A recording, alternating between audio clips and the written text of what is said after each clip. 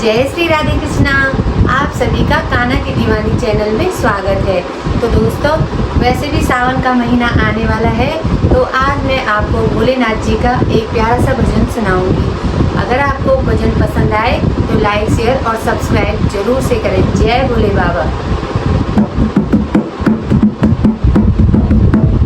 कभी उमा कभी सती कभी पार्वती, कभी उमा कभी सती कभी पार्वती, भोले बाबा बने गौरा के पति, भोले बाबा बने गौरा के पति।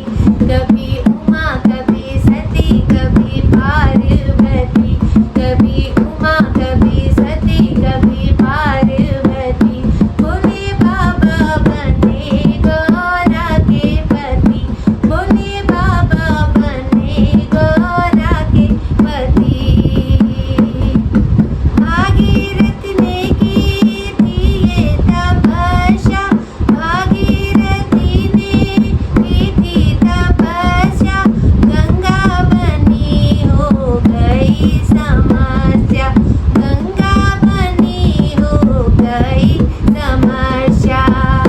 लहराती बल खाती गंगा मैया चली, लहराती बल खाती गंगा मैया चली, भोले बाबा बने गौरा के पति, भोले बाबा बने गौरा के पति।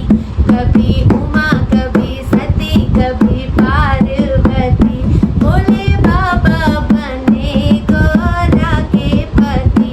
शिव शंकर ने जटा फैलाई, जटा बीच में गंगा समाई, ओ शिव शंकर ने जटा फैलाई, जटा बीच में गंगा समाई।